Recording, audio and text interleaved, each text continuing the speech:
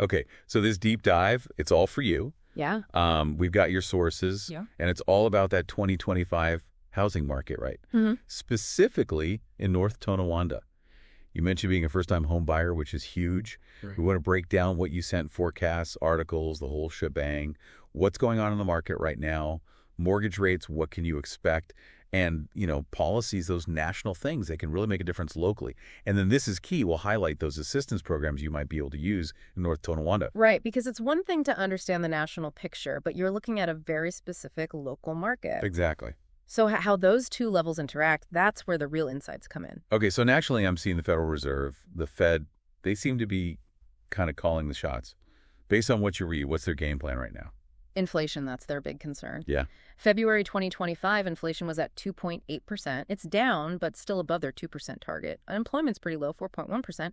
So people are working, but prices are still up. Exactly. And that puts the Fed in a tough spot. They're going to be super cautious about lowering interest rates anytime soon. So for someone like you right now wanting to buy a home, what does that actually mean? Well, those higher interest rates, they're probably going to stick around for a while. When the Fed keeps rates high to fight inflation, the cost of borrowing goes up across the board. Mm-hmm. That includes mortgages. Your sources also mentioned tariffs and trade policies. Those are wild cards. Like, if new tariffs make imported goods more expensive, guess what? More fuel for the inflation fire. Right, so the Fed might keep those interest rates even higher. Yeah, exactly. And that means your mortgage rate goes up too. Okay, so the Fed's doing its thing. Yeah. But what other federal policies did you find that could impact someone buying a house, specifically in North Tonawanda? This is where it gets interesting. There's talk about bringing down housing costs, streamlining zoning, making federal land available for development. More housing supply could mean more affordable options, right? But then there are these other proposals that could actually push costs up. Oh, interesting. Like what? Reduced immigration, that's a big one. Some argue it could ease housing demand, but what about the construction workforce? Fewer workers, slower building, potentially higher labor costs. Right. If it costs more to build, those costs get passed on to the buyer. Exactly. And then there are tariffs on building materials, steel, aluminum. Those get more expensive, and guess what? New homes get more expensive. Mm-hmm. And then there's the talk of mass deportations. That could shrink the construction workforce even more. Wow. So a lot of unintended consequences. Yeah. And then we have the GSEs, Fannie Mae and Freddie Mac. They're huge in the mortgage market. Yeah. Talk of reforming them, maybe even privatizing them. That adds a whole other layer of uncertainty. They provide liquidity, keep the market stable. If they change how they operate, less government backing mortgage rates could go up even more. So more uncertainty, potentially higher costs for the buyer. Right. And one more thing, those federal rental assistance programs, if they get cut, renting gets more expensive, more people might try to buy. More competition, potentially higher prices. Like a domino effect. Exactly. A lot of moving pieces at the national level. Okay, so let's zoom in on North Tonawanda. What does the local market look like right now in early 2025? Well, we have a few numbers, but remember, different sources use different methods. So Realtor.com, they're saying the median listing price is about $244,900. Yep. Their median sold price is $230,000.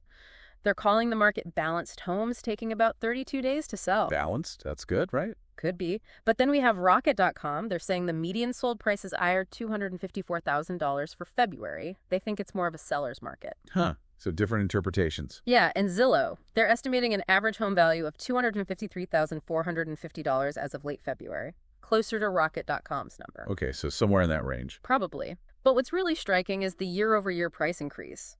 Realtor.com says listing prices are up almost 14%, Rocket.com has sold prices up 10.4%, and Zillow's average value is up about 6.9%. So prices are definitely climbing. Yeah, they're not dropping. What about inventory? Are there lots of houses to choose from? Well, not really.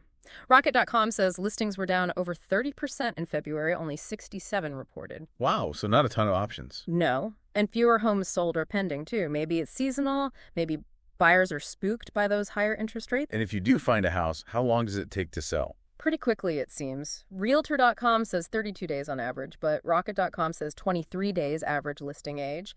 Zillow says homes go pending in about 12 days. So if you see something you like, gotta move fast. Yeah, no time to waste. Now, how does this all compare to, say, Buffalo or Tonawanda? It gives you some context. Right. Buffalo, Zillow's average home value there is a bit lower, $224,133. Rocket.com's median sold price is also lower, $240,000. Seller's market there too. Yeah. Tonawanda, same thing, seller's market. Median sold price around $236,140 according to Rocket.com. And remember, Zillow called Buffalo one of the hottest markets. Yeah, I remember that. So what does that mean for North Tonawanda? Well, if Buffalo's booming, people getting priced out might look to nearby towns, like North Tonawanda. Makes sense. So even though prices might be a bit higher in North Tonawanda right now, being close to a hot market keeps it desirable. Prices stay stable. So we've got high interest rates nationally, a stable but still pricey market locally in North Tonawanda, limited choices. Let's dig deeper into those interest rates. What's the forecast for the rest of 2025? Brace yourself, those high rates, they're probably here to stay. Mid to high 6% range. JP Morgan's saying 6.7% by the end of the year. Ramsey Solutions, 6.5%. Fannie Mae, same thing, 6.5%. Okay. The mortgage reports upper sixes early in the year. First quarter average around 6.79%. And NerdWallet, they're saying at or above 6.5% for the whole year. Yikes. So not much relief in sight. Not really. Now think about those North Tonawanda home prices. Mid-sixes interest rates, those monthly payments are going to be way higher. Oof, that's gotta hurt. Yeah, it affects what you can actually afford. Might need to look at a lower price range, different neighborhood, maybe wait a bit. Though wasn't there something about a break for first-time home buyers? Oh yeah, the FHFA, first-time homebuyer mortgage rate discount, big one. The FHFA, they oversee Fannie Mae and Freddie Mac. Right. They're waiving some fees on conventional mortgages for first-timers. These fees, they're called LLPAs, loan level pricing adjustments. They get added to your interest rate based on risk. Okay. Waiving them can drop your rate by, get this, up to 1.75 percentage points. Wow. That's not nothing. Definitely worth looking into, but I got to meet the criteria. You got to be a first-time buyer, haven't owned a home in the past 3 years. Okay. It has to be your primary residence, got to meet certain income requirements. And it has to be a conventional loan, not FHA or VA. Got it. So, yeah, if you're thinking conventional, this discount could be a game changer. Okay, so navigating this high-interest world is key. What tips did the sources have for first-time buyers? Bigger down payment, that's a must. Less to borrow, less interest paid over time. Strong credit score, that's crucial too. Gets you the best interest rate.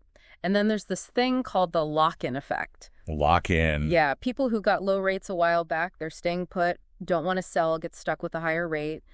It means less inventory, but also maybe less competition from those move-up buyers. So fewer choices, but maybe you're not going up against as many people. Would be. And of course, be financially ready. Debt-to-income ratio, keep that in check. Solid advice, Yeah. especially now. Always good advice, but yeah, extra important when things are pricier. Yeah. Now, for the good stuff. Yeah. Those first-time homebuyer assistance programs in New York State, these could be a big help, right? Oh, yeah. New York's got some great programs. Down payment, closing costs, those are tough, especially with higher rates. Sonoma, the state of New York mortgage agency, they're the ones to know. Sonoma. They're Achieving the Dream program. It's for low-income first-time buyers. Low-cost mortgages, tiny down payments, sometimes just 1%. Wow, that can make a huge difference. Right. Then there's their low-interest program. Competitively priced, fixed-rate mortgages, just for first-timers. Okay. And the Sonoma Down Payment Assistance Loan, DPL, up to $15,000 or 3% of the purchase price.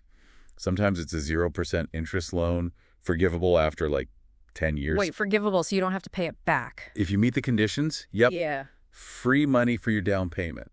Pretty sweet. Amazing. Any other organizations doing this kind of thing? Yeah, there's the Federal Home Loan Bank of New York. They run the Home Buyer Dream Program, HDP. HDP. Grants not loans up to $30,000 for down payments and closing costs. Family First, Federal Credit Union, Ulster Savings Bank, they're participating lenders in your area. Got it. Different HDP options, too. Standard HDP, HDP Plus for higher incomes, and HDP Wealth Builder, even higher incomes, plus maybe you need to live in a certain area. So options for different situations. Yeah, worth checking them all out. Now, there's also a program in New York City, Home First. Okay. It's mostly for NYC. Big money, up to $100,000. But it shows how much local support there can be. They even expanded eligibility this year. So even though that one's not for you, check if North Tonawanda or Erie County have their own programs. Right. Good point. And don't forget about FHA loans. Lower down payments, less strict credit requirements, though usually you got to pay mortgage insurance. Okay, good to know. So you could potentially combine these programs. Absolutely. Sonam Mortgage plus DPL, or maybe a Homebuyer Dream Program grant on top. And if you go conventional, snag that FHFA discount too. It's about stacking those benefits. It's like a puzzle. Got to find the right pieces. Exactly. Research is key. Figure out what you qualify for, see how they can work together. Okay, so big picture. What should our listener be taking away from all of this? It's a tough market, no doubt. High rates, prices are up, not a lot of homes to choose from. But, Yeah. and this is huge, New York State has your back. Those assistance programs, they can be lifesavers. It's about knowing where to look, what's available. Exactly. So, what should you do right now? 1, dig deep into those assistance programs. Sonema, Homebuyer Dream Program, local programs too. 2, get pre-approved for a mortgage, ASB. Know what you can actually afford. And 3, find a great local realtor, someone who knows North Tonawanda, knows these programs. Someone who can guide you through it all. Exactly, because there are still opportunities out there. You just need the right strategy.